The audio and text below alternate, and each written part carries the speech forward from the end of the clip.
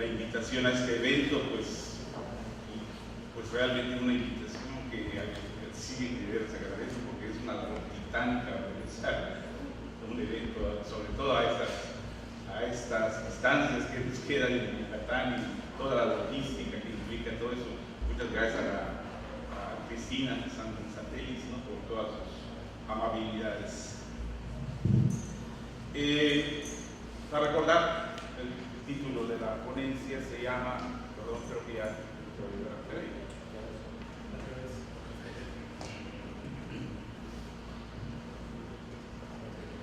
Sí, se titula Gobierno Local, Liberalismo y Guerra de Castas, o Caso de los Caciques Mayas Yucatecos. Es un tema que trabajé durante, al menos en parte de la tesis doctoral, y que todavía estoy retomando, que no ha tenido los avances que yo hubiese pensado a esas alturas, debido a que ha habido muchos problemas con las fuentes primarias. El archivo sacaron casi toda la documentación del siglo XIX para reclasificar y tardaron años, y bueno, mientras tanto hice otras cosillas por allá para no perder el tiempo, y bueno, lo estoy prácticamente retomando, pero ya llegué más o menos a alguno hacer. Pero para empezar una reflexión de esa nueva etapa de la investigación, pero aunque para que se entienda, pues voy a referirme, ¿no?, al avance que tuve en la primera investigación que realicé. Entonces va a ser la primera parte de la ponencia, y la segunda pues es las reflexiones a las que he llegado con base en las fuentes a las que he podido tener acceso. Hacia fines del siglo XVI, el gobierno español dispuso la formación de cabildos indígenas encabezados por batades o caciques, auxiliados por alcaldes, regidores, mayordomos y alguaciles mayas. Estos cabildos se consolidaron y gobernaron los pueblos durante gran parte de la época colonial, y de manera prácticamente exclusiva hasta la inserción por efecto de la ordenanza de intendentes de 1876 de un número indeterminado de unos nuevos funcionarios locales denominados jueces españoles, que compartieron el poder local, al menos en las principales poblaciones, con los cabildos mayas, que para fines del siglo XVIII eran 224. De acuerdo con los resultados de una investigación que hemos realizado, ese panorama colonial fue modificado radicalmente, como se ha comentado en varias ponencias, radicalmente a raíz de la promulgación de la Constitución de Cádiz de 1812, la cual, además de otorgar el rango de ciudadanos a los habitantes varones mayores de 25 años de edad, mandó que se eligieran ayuntamientos electos en todas las poblaciones de España y las provincias de ultramar, que tuvieran un mínimo de 1000 almas. En la Nueva España, la disposición constitucional para la creación de ayuntamientos tuvo diversos efectos en las distintas regiones, sobre todo por la presencia o no del conflicto armado iniciado en 1810, que condujo a la independencia. En el caso de Yucatán, que se hallaba distante del foco de la guerra, la disposición para la creación de ayuntamientos tuvo una gran aceptación en todas sus jurisdicciones territoriales. Tras las 2 efímeras etapas de la vigencia de la Constitución gaditana en la época colonial y su vigencia durante 3 años después de la consumación de la independencia, comenzó un viacrucis de reformas municipales. Las medidas adoptadas por el Congreso yucateco en 1824 y confirmadas en la Constitución de 1825 se centraron en revertir, o por lo menos modificar, las reformas provenientes de la Constitución de Cádiz. En ambas disposiciones, el derecho a tener ayuntamiento se reservó solamente para las principales poblaciones de la península, Para la mayor parte de los pueblos se creó un nuevo tipo de corporaciones con facultades limitadas para el manejo de los caudales públicos, que fueron las llamadas juntas municipales, compuestas por 3 vocales y un alcalde conciliador electos, y se restableció a los caciques y cabildos indígenas con la misión primordial de auxiliar a los subdelegados en la recaudación de las contribuciones y mantener a los indígenas viviendo en poblados reconocidos. Funciones, sin embargo, que permitieron no solo la sobrevivencia de estos cabildos mayas, sino la recreación de su antiguo papel como intermediarios políticos como lo habían hecho durante toda la colonia, o al menos desde la creación de los cabildos.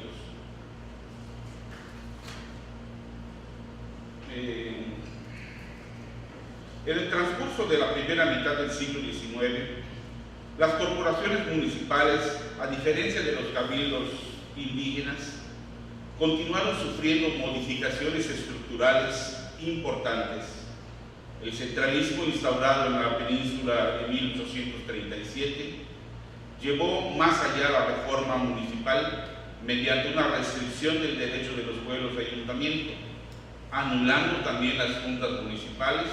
y estableciendo en la mayoría de los pueblos juzgados de paz,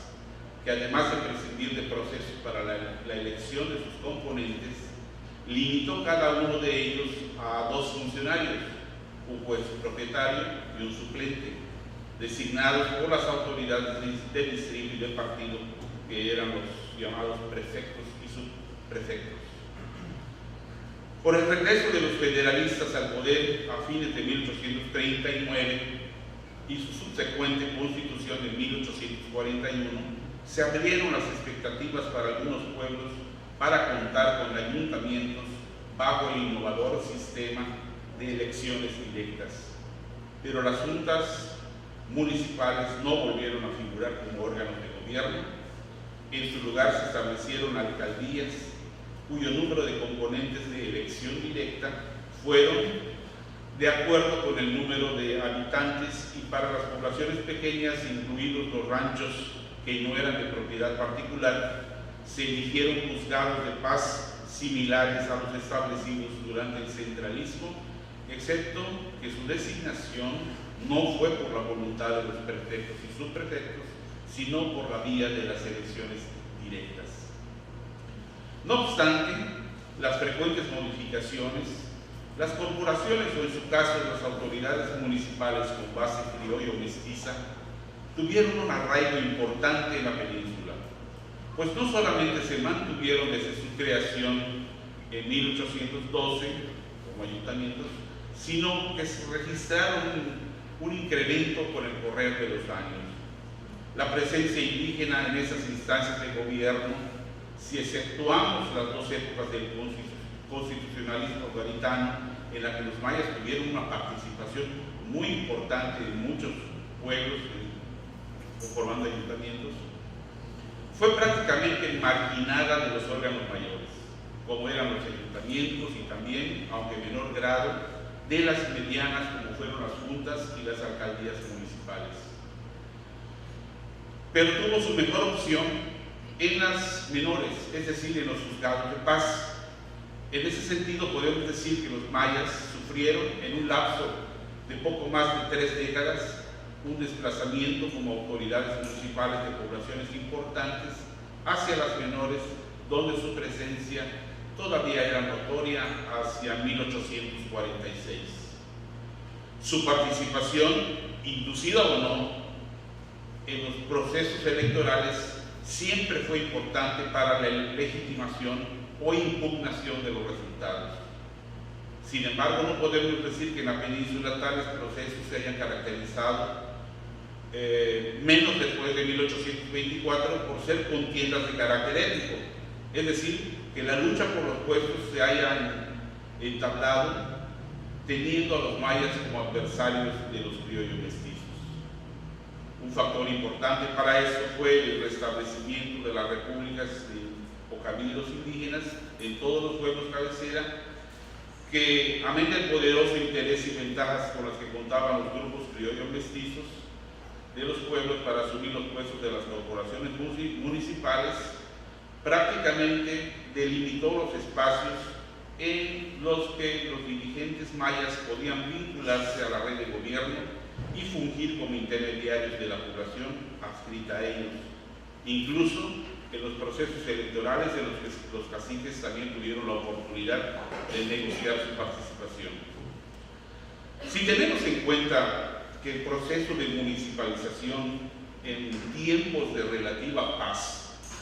había sido de continuos cambios, pero con una fuerte tendencia a marginar a los individuos de extracción maya, al mismo tiempo que la presencia de los cabildos indígenas se había hecho imprescindible en la red de gobierno interior de los pueblos, nos preguntamos para esta nueva aventura, ¿cómo fue impactado este proceso con la influencia de la Guerra de Castas, iniciada en julio de 1847, y cuyos efectos se extendieron durante toda la segunda mitad del siglo XIX? Esta es una interrogante a la que hemos intentado dar respuesta mediante el proyecto Formación de Cuerpos Municipales y Espacios Políticos Mayas durante la Guerra de Castas en Yucatán,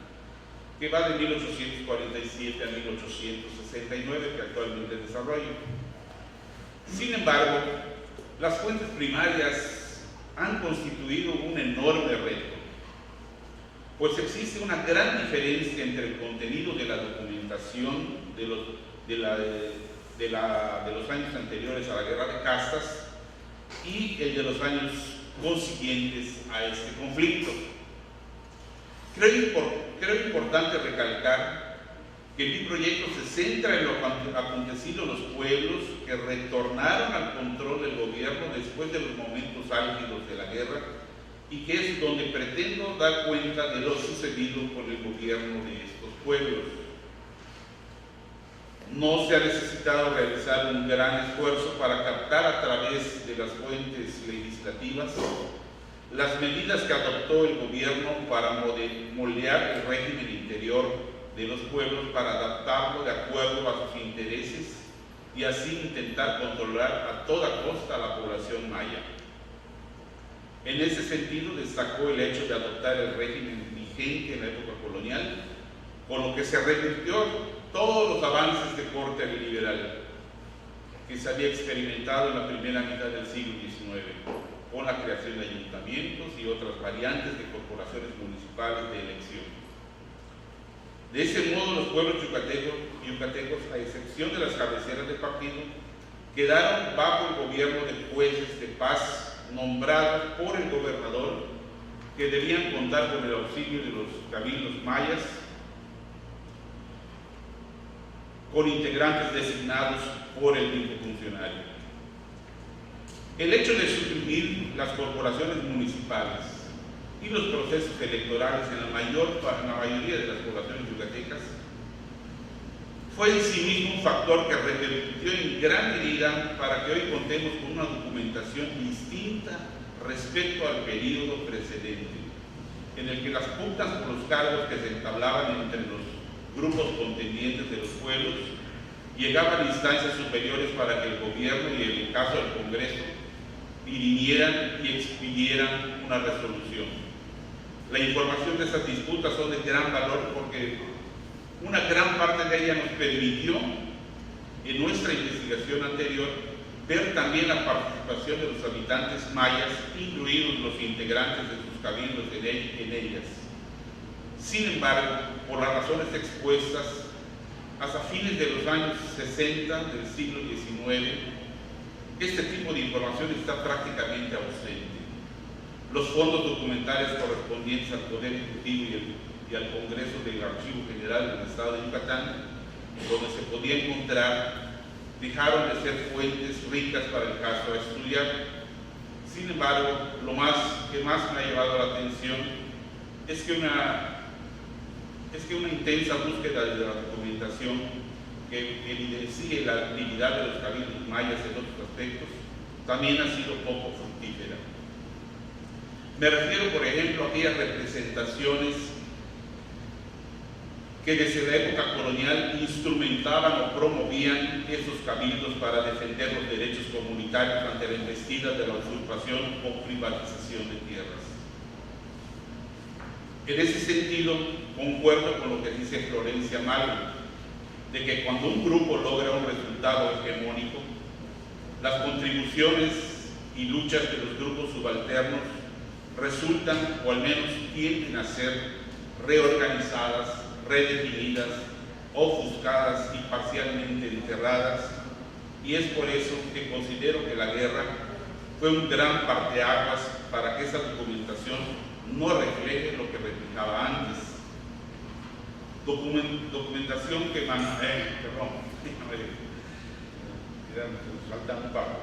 pero también repercutió, supongo, pues no encuentro otra explicación, un desorden administrativo en la época que incidió en que no se conservara gran parte de la documentación que emanaba de los pueblos. Por ejemplo, en la documentación que hemos consultado del Fondo Poder Ejecutivo, que va de 1847 a 1870, en muchos casos los expedientes, si así se les puede llamar, solo consisten en el título y si acaso con textos escuetos y a veces hasta ilegibles. La información relativa a los libros del Fondo Congreso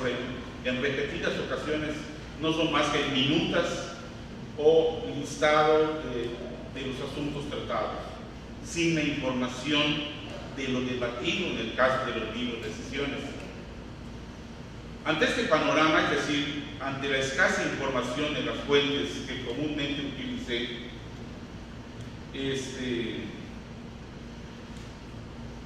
para el periodo precedente, sería fácil y aparentemente lógico suponer que los espacios políticos mayas en las localidades prácticamente desaparecieron a raíz de la guerra. No obstante, una idea más cercana a la realidad la hemos obtenido haciendo una labor casi arqueológica en fuentes judiciales, en concreto en el fondo denominado Justicia del Archivo General del Estado de Yucatán, donde ha sido posible hallar evidencias más sólidas de acciones emprendidas por sectores de la población maya, incluyendo a sus cabildos. Por ejemplo, las denuncias por abuso de autoridad contra los jueces de paz y otras autoridades, que aunque en un primer análisis dicha información se puede percibir como testimonios que dan cuenta de la restricción de la libertad civil maya, en una época caracterizada por las consecuencias del conflicto armado, son también muestras de que de ningún modo su participación política, por más que eso haya sido la intención de la clase gobernante, no había podido ser anulada. Más aún hay evidencias de que los cabildos mayas aún